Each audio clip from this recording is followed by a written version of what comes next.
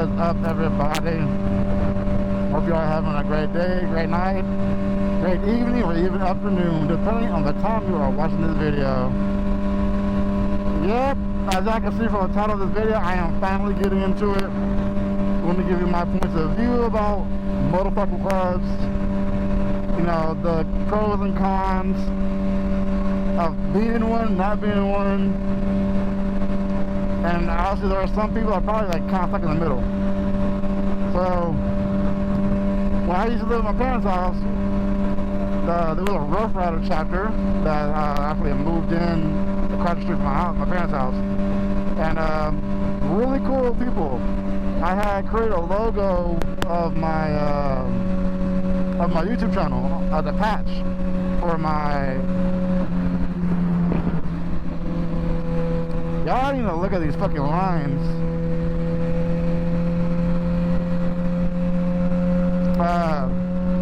Created a patch of my YouTube channel on my lines.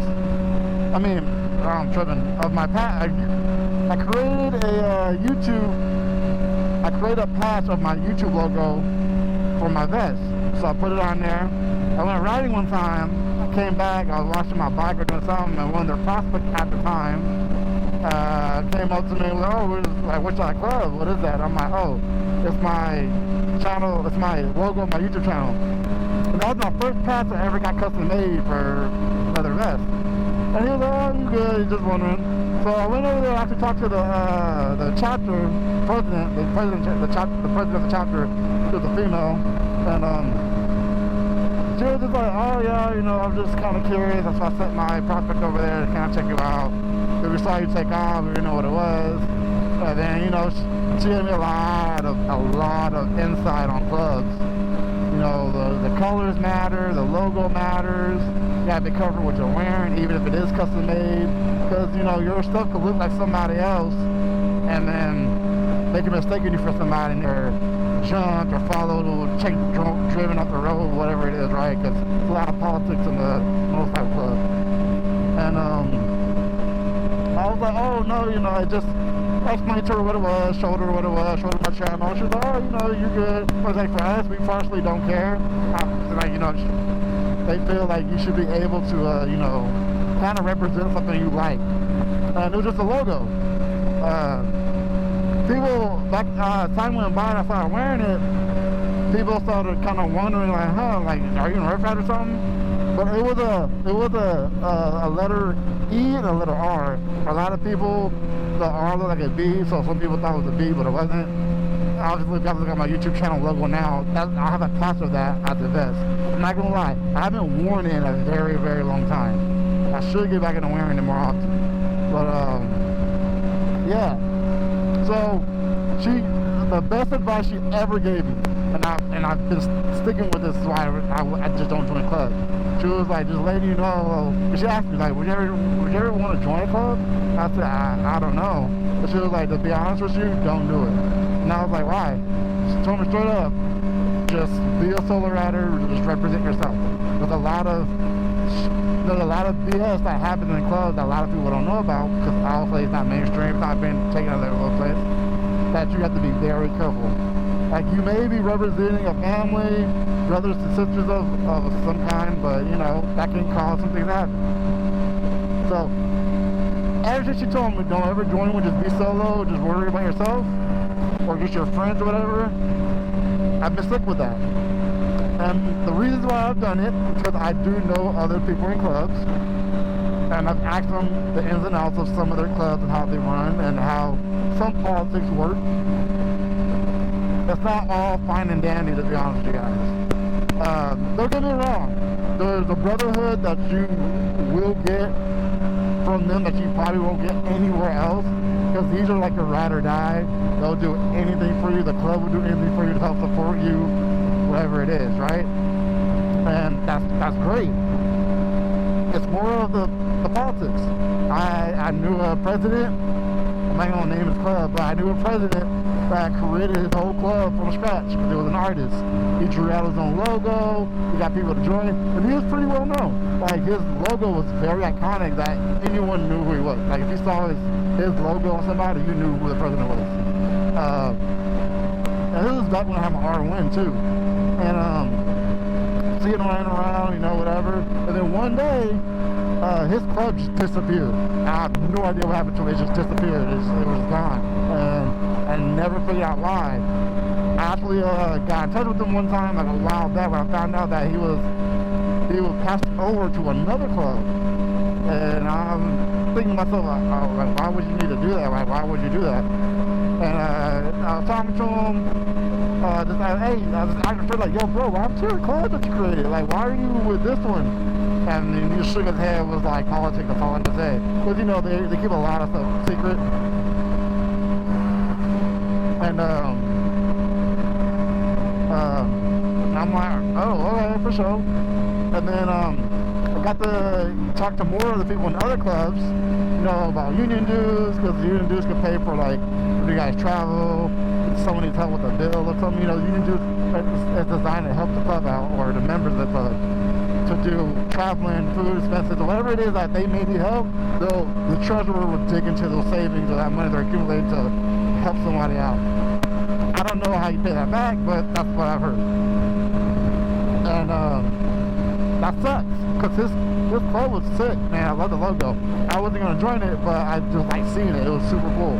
I feel like if you're part of a club, there's a lot of rules and laws within the club community that a lot of solo riders don't know about.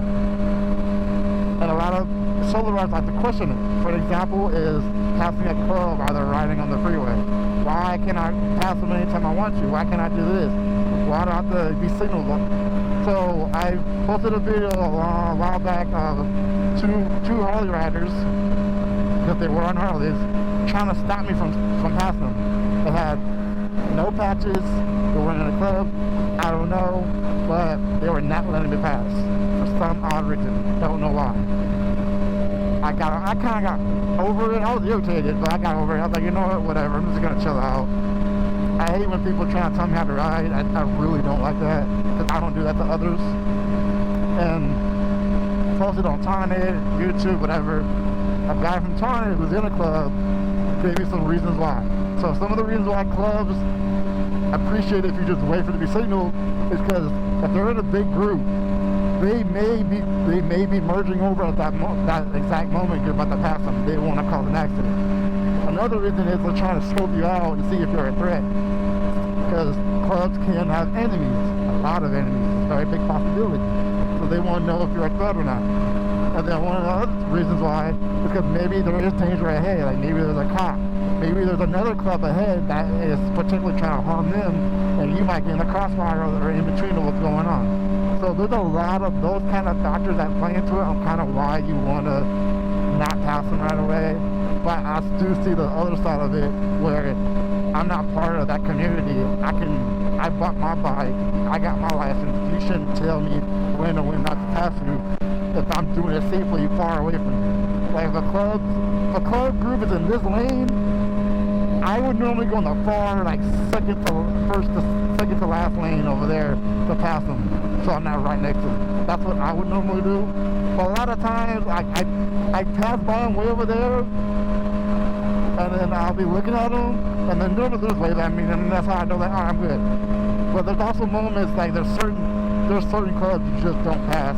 I'm not gonna name any because you guys know who they are. But there are some clubs you kind of like, ooh, like they don't play. But then again, that's just like another rumor. But there are some that you know are like, oh, you know, let me be careful. So clubs of being a club, you know, there's a lot of behind it, but from what I remember, what I know, you know, you get a brotherhood, you travel, you meet people, you get to know the ins and outs of the club community. There's a lot in it that you get taught that solo riders don't even know about unless they know people in that club. Ooh, I'm a little late. And then the cons of it is that you do create enemies. You gotta be careful. If you're riding by yourself and you have an enemy following you, something can happen to you.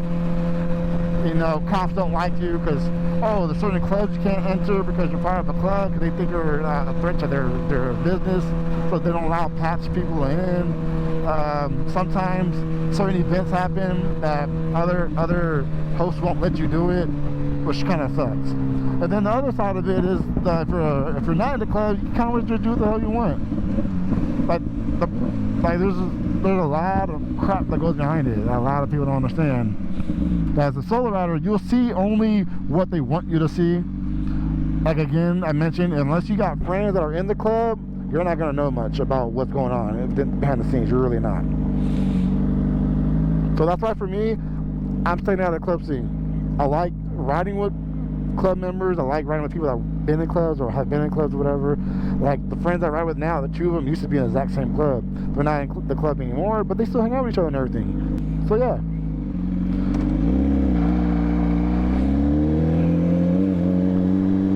I can't quite say what a club should and shouldn't do if I'm not in one. But I do know clubs do get a lot of bad reputation just because they think they're doing drugs or they're fighting people or killing people, doing guns and stuff. And then there's other clubs that legitimately are great to be around. Motorcycle club is the MCs or typical normal motorcycle club. I've heard of MCC. I forgot what that one is. I don't know if MCC is a term for 1%ers. And then there's the RC, which is just a riding club. They just ride, and they're like a support club. They support other people's events, and they host their own. And then last but not least, that's about it. It's just those three types that I know of. Unless there's more different types that I'm unsure about, but those are the main ones that I know of. Anyways, you guys, kind of my insight on clubs. I could either go into more detail, but that's like my point of view about it. Just be careful with it and everything. But I will catch you on the next video, alright? Peace out.